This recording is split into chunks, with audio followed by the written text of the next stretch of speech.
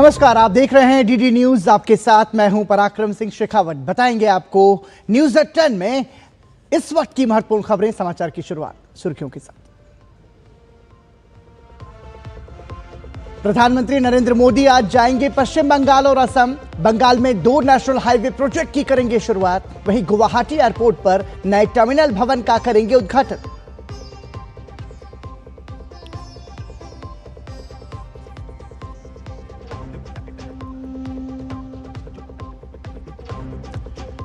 भोपाल को आज मिलेगी मेट्रो रेल की सौगात। प्रधानमंत्री मोदी का होगा वर्चुअल संदेश। सुभाष नगर से एम्स तक कल से यात्रा कर सकेंगे आम नागरिक।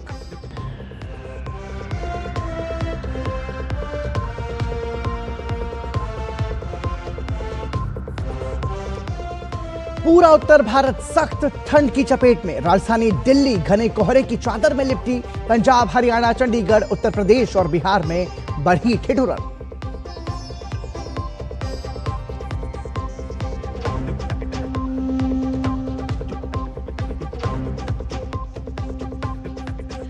अमेरिका सीरिया में आईएसआईएस के खिलाफ शुरू किया ऑपरेशन हॉकआई। अपने सैनिकों की मौत के बदले आईएसआईएस के 70 से अधिक ठिकानों पर हमले, भारी नुकसान का दावा।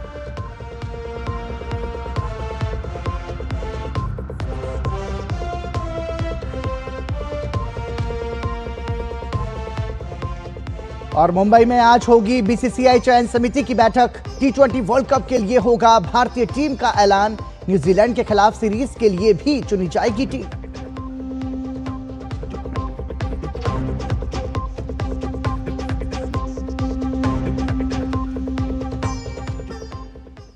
और सुर्खियों के बाद आइए न्यूज एट 10 में खबरों पर नजर डालते हैं विस्तार से। प्रधानमंत्री नरेंद्र मोदी आज पश्चिम बंगाल और असम के 2 दिवसीय दौरे पर रहेंगे। प्रधानमंत्री पश्चिम बंगाल में 2 बड़ी राष्ट्रीय राजमार्ग परियोजनाओं का शुभारंभ और शिलान्यास करेंगे। इसके बाद प्रधानमंत्री असम के गुवाहाटी पहुंचेंगे, जहां वो गोपीनाथ बारदोलोई अंतर्राष्ट्रीय हवाई अड्डे के नए टर्मिनल भवन का शुभारंभ करेंगे। प्रधानमंत्री नरेंद्र मोदी 20 और 21 दिसंबर को पश्चिम बंगाल और असम का दौरा करेंगे। पीएम दोनों राज्यों को बड़ी विकास परियोजनाओं का उपहार देंगे। पश्चिम बंगाल में 3200 करोड़ रुपए की 2 राष्ट्रीय राजमार्ग परियोजनाओं का शुभारंभ और शिलान्यास करेंगे। इनमें नादिया जिले में राष्ट्रीय राजमार्ग 34 के 12 जागुली कृष्णनगर मार्ग पर 66.7 किलोमीटर लंबे 4 लेन का उद्घाटन और उत्तर 24 परगना जिले में राष्ट्रीय राजमार्ग 34 के 12 जागुली मार्ग पर 17.6 किलोमीटर लंबे 4 लेन का शिलान्यास शामिल है। इन परियोजनाओं से क्षेत्र में कनेक्टिविटी बढ़ेगी और आर्थिक प्रगति के नए द्वार खुलेंगे। कोलकाता और सिलीगुड़ी के बीच बेहतर संपर्क, यात्रा समय में कमी और क्षेत्र में पर्यटन विकास को भी इससे बहुत मदद मिलेगी। यशस्वी प्रधानमंत्री यहाँ पे आ रहे हैं, इसलिए हम सबको बहुत खुश हो रहे हैं, क्योंकि ऐसे प्रधानमंत्री हमारा पहले कभी ना आया यहाँ पे। देश की उन्नयन कर रहे हैं और देश की अच्छी काम कर रहे हैं, इसलिए हमें नरेंद्र मोदी की बहुत जरूरी है। नरेंद्र मोदी की सरकार आना हमारे लिए बहुत सौभाग्य की बात है। नरेंद्र मोदी जी आ रहे हैं तो ये तो बहुत उत्साह की बात हुआ, बहुत अनुप्रेरणा की बात हुआ।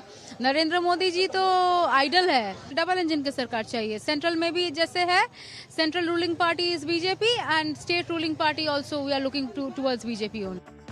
पीएम गुवाहाटी में लोकप्रिय गोपीनाथ बारदोलोई अंतर्राष्ट्रीय हवाई अड्डे के नए टर्मिनल भवन का शुभारंभ करेंगे। ये विस्तारित नवनिर्मित एकीकृत टर्मिनल भवन लगभग 1.4 लाख वर्ग मीटर में फैला है। इसकी क्षमता प्रतिवर्ष 1.3 करोड़ यात्रियों की है।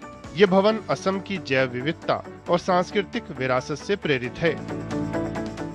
कनेक्टिविटी जितना बढ़ेगा, रोजगार इतना बढ़ेगा, डेवलपमेंट उतना ज्यादा होगा। और सबसे अच्छा हम लोग का ये फील हो रहा है कि हालांकि पिछले टाइम में हम लोग देखे कोई भी प्रधानमंत्री हम लोग का ये जो नॉर्थ ईस्ट सेक्टर को इतना ज्यादा इंपॉर्टेंस नहीं दे रहे थे, बट हम लोग का प्रधानमंत्री मोदी जी हम लोग का नॉर्थ ईस्ट में इतने बार पढ़ाए हैं, इतना सारा नॉर्थ ईस्ट को दे रहे हैं, तो ये बात को लेकर हमको बहुत खुशी है। ये गुवाहाटी हम लोग का नॉर्थ ईस्ट इंडिया का गेटवे है। Gateway not only north east India, up to this south east Asia, it is a gateway to the south east Asia. So ये होने से हम लोग का कनेक्टिविटी बढ़ेगा, इकोनॉमिक डेवलपमेंट होगा। तो ये जो हम लोग को नरेंद्र मोदी जी दे रहा है, ये जो उद्घाटन करने के लिए सर आ रहे हैं, इसके लिए हम लोग बहुत बहुत उसके ऊपर सर के ऊपर आभारी है। असम की कनेक्टिविटी, आर्थिक विस्तार और वैश्विक जुड़ाव में ये परियोजना मील का पत्थर है। गेटवे ऑफ नॉर्थ ईस्ट, पूर्वोत्तर का जो गेटवे है गुवाहाटी, यहाँ से जहाँ एक तरफ पूर्वोत्तर के टूरिज्म में बढ़ावा मिलेगा, वहीं दूसरी तरफ यहाँ पर आम आदमी को रोजगार और इसके अलावा जो कनेक्टिविटी है, वो कनेक्टिविटी भी पहले से काफी अधिक हो जाएगी। कैमरामैन मानव के साथ मैं उर्मिलेश भट्ट, डीडी न्यूज, गुवाहाटी। मध्य प्रदेश की राजधानी भोपाल को आज मेट्रो रेल की सौगात मिलने जा रही है। भोपाल के सुभाष नगर से एम्स तक 7.4 किलोमीटर लंबे रूट पर पहले चरण में मेट्रो का संचालन शुरू हो रहा है। कार्यक्रम में प्रधानमंत्री नरेंद्र मोदी वर्चुअल संदेश भी देंगे। मेट्रो के उद्घाटन के बाद 21 दिसंबर से सुबह 9 बजे आम जनता के लिए कमर्शियल रन शुरू हो जाएगा। भोपाल के लोगों का मेट्रो रेल का सपना पूरा होने जा रहा है। प्रारंभिक चरण में 7.4 किलोमीटर लंबे रूट पर ऑरेंज और ब्लू लाइन मेट्रो संचालित होगी। सुभाष नगर से एम्स तक रोजाना 17 ट्रिप संचालित होंगी। इसमें सुभाष नगर से एम्स की ओर 9 मेट्रो ट्रेनें और एम्स से सुभाष नगर की ओर 8 ट्रेनें शामिल हैं। शुरुआती दौर में सुबह 9 बजे से शुरू होकर शाम 7 बजे तक ये सेवा रहेगी। प्रत्येक मेट्रो में 3 कोच होंगे जो एक बार में 200 से लेकर 250 यात्रियों को सुविधाजनक रूप से ले जाएंगे। टिकट प्रणाली फिलहाल मैनुअल रहेगी। भोपाल का पूरा फेज 1 हम लोगों का 2 कॉरिडोर का है। ऑरेंज लाइन जो है करोन से लेके एम्स तक और ब्लू लाइन जो है भदभदा से रत्नागिरी तक। तो पूरा ये फेज 1 का जो टोटल कॉरिडोर मेट्रो का है 30.8 किलोमीटर का टोटल कॉरिडोर था, जो 2018 में पहला वायडक्ट के साथ हम लोगों का जो है टेंडर्स के साथ काम स्टार्ट हुआ है।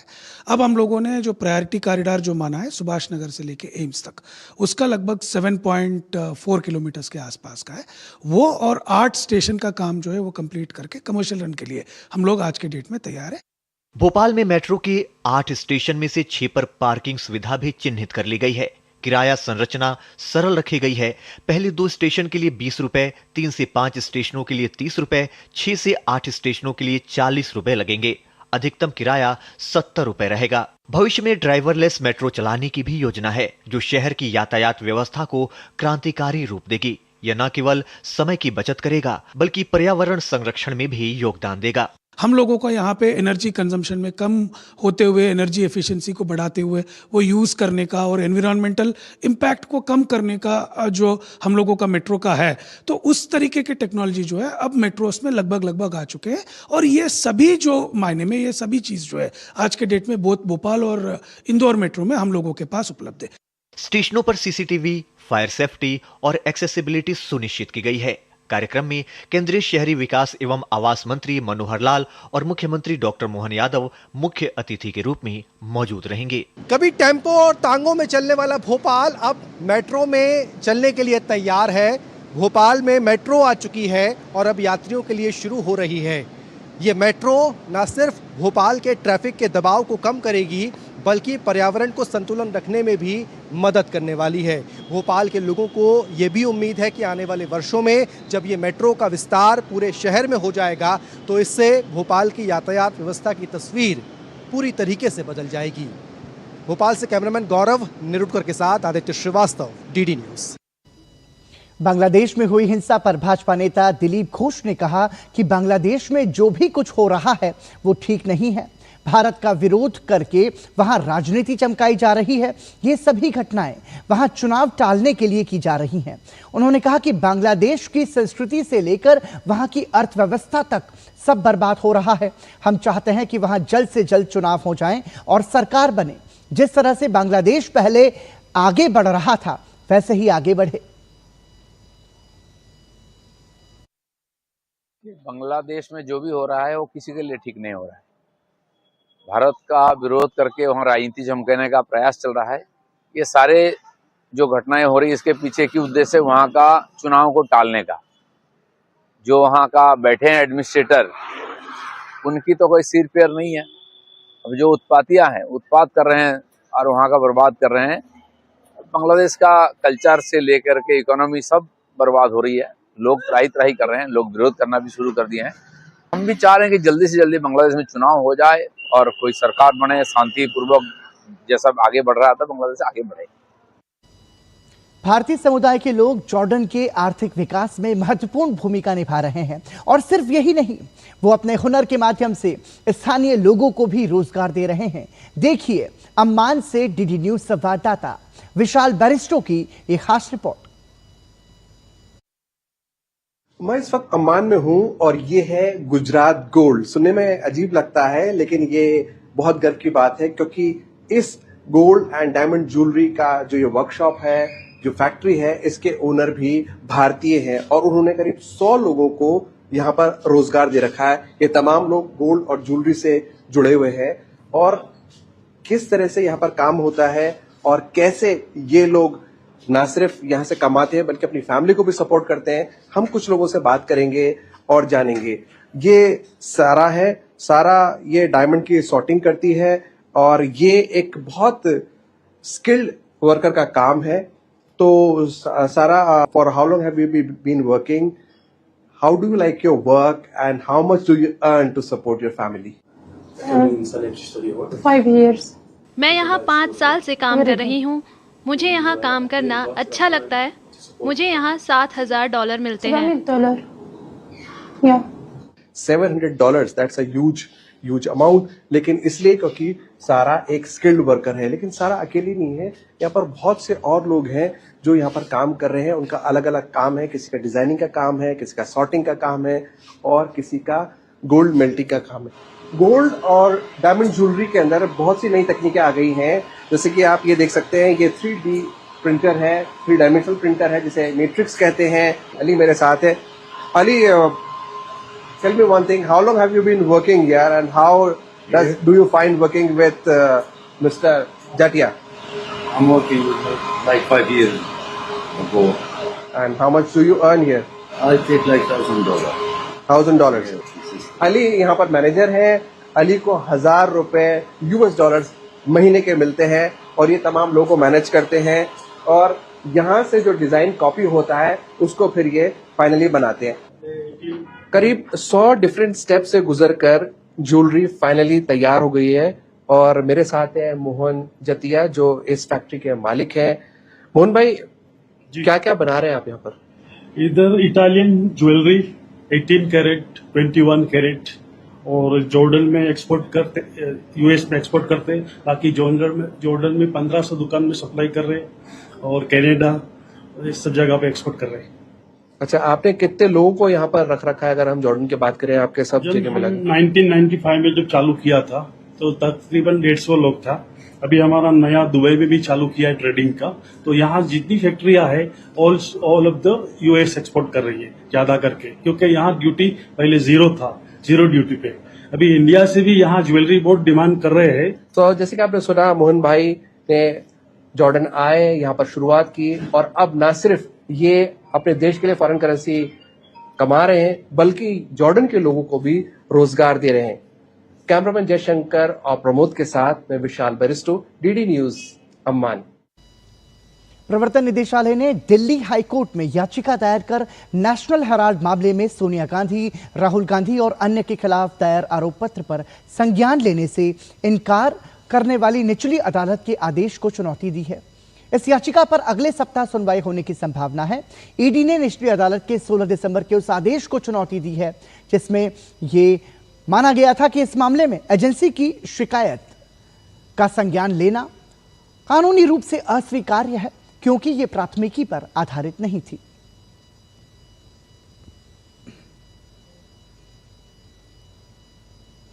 आंध्र प्रदेश के मुख्यमंत्री एन चंद्रबाबू नायडू ने दिल्ली में केंद्रीय सड़क परिवहन और राजमार्ग मंत्री नितिन गडकरी से मुलाकात की, जिसमें केंद्रीय मंत्री किंजरापु राममोहन नायडू समेत कई वरिष्ठ अधिकारी भी उपस्थित रहे।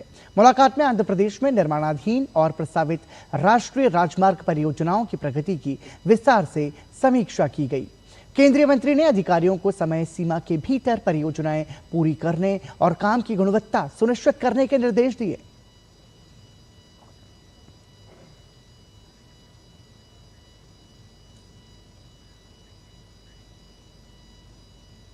और इसी के साथ यहां रुक रहे हैं एक छोटे से ब्रेक के लिए। आप देखते रहिए न्यूज़@10।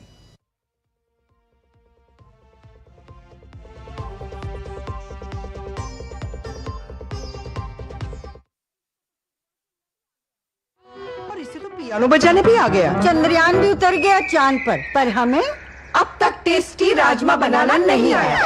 MDH राजमा मसाला के टेस्टी राजमा कैसे बनेगा? स्वादिष्ट राजमा के लिए MDH राजमा मसाला। क्या स्वादिष्ट राजमा बनाए?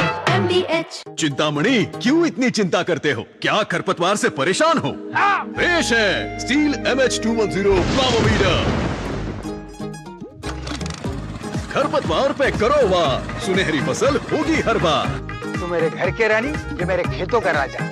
स्टील उपकरण लाए परिवर्तन। क्या आपको है आकर्षक बचत विकल्पों की तलाश? LIC प्रस्तुत करता है नवजीवन श्री सिंगल प्रीमियम प्लान। एक मुश्त प्रीमियम राशि जमा करें, जीवन बीमा कवर का आनंद उठाएं, परिपक्वता पर गारंटीकृत निश्चित राशि प्राप्त करें, तरलता विकल्प भी उपलब्ध। अभी खरीदें। मौजूदा पॉलिसी धारकों के लिए आकर्षक छूट, नियम और शर्तें लागू। मेरी पसंद, मेरी पसंद, मेरी पसंद, मेरी पसंद, हमारी पसंद, हम सबकी पसंद। मजबूत देश का मजबूत सरिया हो गया स्टील। चिंतामणि, क्यों इतनी चिंता करते हो? क्या खरपतवार से परेशान हो? पेश है स्टील MH210 प्लावोमीटर। खरपतवार पे करो वार, सुनहरी फसल होगी हर बार। तू मेरे घर के रानी, ये मेरे खेतों का राजा। स्टील उपकरण लाए परिवर्तन। ब्रेक के बाद एक बार फिर आपका स्वागत। आप देख रहे हैं न्यूज़ एट 10। उत्तर भारत में लगातार बढ़ती ठंड के साथ राजधानी दिल्ली में सुबह सवेरे कोहरे की परत देखी गई। वहीं देश के कई अन्य राज्यों में भी आज सुबह घना कोहरा छाया रहा। बिहार, हरियाणा, चंडीगढ़, पंजाब, उत्तर प्रदेश, मध्य प्रदेश, छत्तीसगढ़ और उत्तराखंड की अलग अलग जगहों पर भी सुबह से घना कोहरा छाया रहा। कोहरे की वजह से सुबह सवेरे गाड़ियों की रफ्तार धीमी रही। वहीं सुबह के समय घर से बाहर जाने वालों को खासी दिक्कतों का सामना करना पड़ा।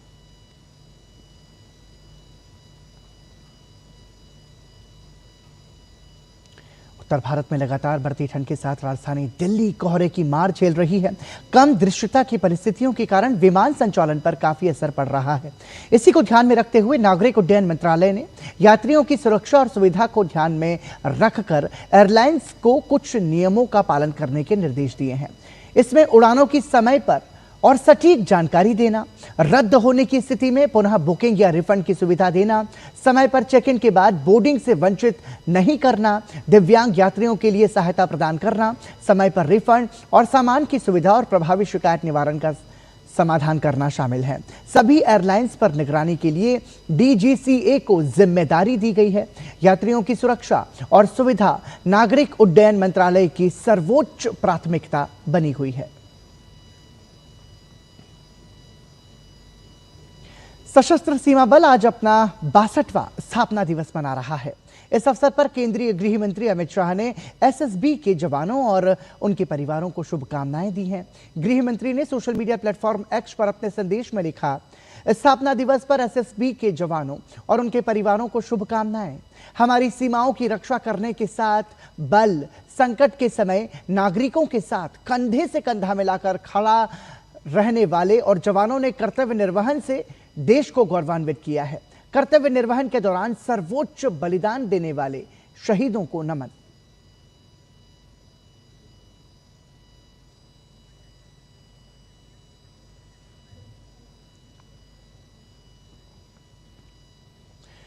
वंदे मातरम सीरीज में आज हम बात करेंगे इसकी विविधता की।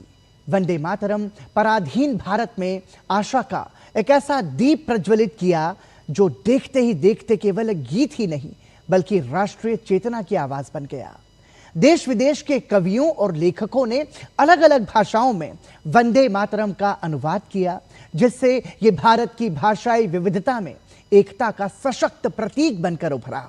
इन्हीं अनुवादों के कारण वंदे मातरम ने भाषाई सीमाओं को पार करते हुए हर भारतीय के दिल में एक विशेष जगह बनाई है। देखिए ये खास रिपोर्ट।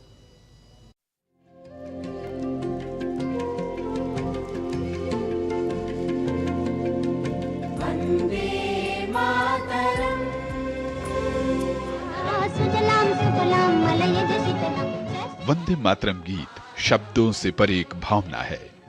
भक्ति और स्वतंत्रता के संगम का, जिसने पराधीन भारत में आशा का द्वीप प्रज्वलित किया।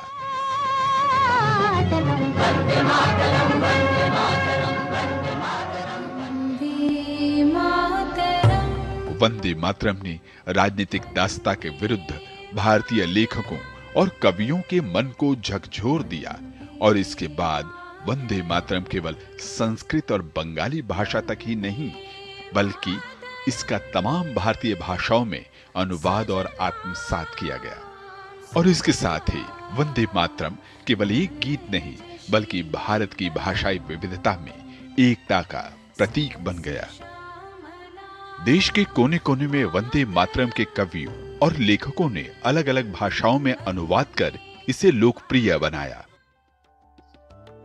वंदे मातरम का मराठी, कन्नड़, गुजराती, हिंदी, तेलुगु, तमिल, मलयालम, ओडिया आदि अनेक क्षेत्रीय और भारतीय भाषाओं में अनुवाद किया गया। और भारत में शायद ही कोई ऐसा क्षेत्र बचा हो जो वंदे मातरम के विचारों और प्रभाव से अछूता रहा है। वंदे मातरम का अन्य भाषाओं में अनुवाद 1897 में ही प्रारंभ हो गया था, जिसमें मराठी और कन्नड़ जैसी भाषाएं शामिल थीं। राष्ट्रीय चेतना के लिए महाकवि सुब्रमण्यम भारती ने वंदे मातरम को एक मंत्र के रूप में स्वीकार किया। उन्होंने वंदे मातरम का तमिल भाषा में अनुवाद किया। इसके अलावा वंदे मातरम नाम से अन्य कविताएं भी लिखी गईं। बाद में अनेक दक्षिण भारतीय स्वतंत्रता सेनानियों ने स्थानीय भाषाओं में वंदे मातरम गीत का प्रचार प्रसार कर इसे लोकप्रिय बनाया। वहीं तेलुगु कवि पंतलु ने वंदे मातरम का तेलुगु में अनुवाद किया, जबकि 1901 में दक्षिणाचरण सेन ने इसे पियानो की धुन पर प्रस्तुत किया और 1905 में सरला देवी चौधरानी ने वंदे मातरम गाकर इसे भारत की स्वतंत्र आत्मा का स्वर बना दिया। महान दार्शनिक और राष्ट्रभक्त श्री अरविंदो ने वंदे मातरम का अंग्रेजी अनुवाद मदर आई बो टू दी शीर्षक से किया, जो नवंबर 1909 में उनके साप्ताहिक पत्र कर्मयोगिनी में प्रकाशित हुआ। समय के साथ वंदे मातरम का अनुवाद उड़िया, असमिया, पंजाबी और अन्य भाषाओं में भी हुआ, जो इसके राष्ट्रव्यापी प्रसार और स्वीकृति को दर्शाते हैं। वंदे मातरम ने असम के कई कवियों और नाटककारों को गहराई तक प्रेरित किया। असमिया साहित्य के महान शिल्पी लक्ष्मीनाथ बेजबरुआ ने अपने साहित्य में वंदे मातरम के महत्व और देशभक्ति की भावना को उजागर किया। वहीं असमिया कलागुरु विष्णु प्रसाद ने अपने नाटकों के जरिए लोगों तक वंदे मातरम के उद्देश्य को सफलतापूर्वक पहुंचाया। वंदे मातरम से प्रेरित होकर देश के अनेक लेखकों और साहित्यकारों ने आनंद मठ का भी अलग अलग भाषाओं में अनुवाद किया।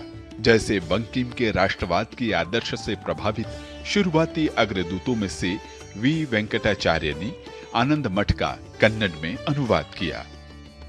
इसी तरह हिंदी के प्रसिद्ध कवियों और लेखकों जैसे महावीर प्रसाद द्विवेदी, गिरधर शर्मा, बद्री नारायण चौधरी, प्रेमधन आदि ने वंदे मातरम को हिंदी के विशाल हृदय प्रदेश में लोकप्रिय बनाने में महत्वपूर्ण योगदान दिया। तो वहीं वंदे मातरम से प्रेरित होकर बद्री नारायण चौधरी प्रेमधन ने देशभक्ति की भावना को बढ़ाने के उद्देश्य से ही भारत वंदना लिखी। वंदे मातरम केवल इतिहास का पन्ना नहीं बल्कि भारत की जीवित भावना है, एक ऐसा स्वर जिसने प्रतिरोध में, एकता में और भावों को जागरण में परिवर्तित किया। वहीं अलग अलग भाषाओं में इसके अनुवाद ने इसकी भाव, भावना और भावार्थ को जन जन तक पहुंचा दिया और वंदे मातरम पूरे भारत में एक नई जागृति और पुनर्जागरण का मंत्र बन गया।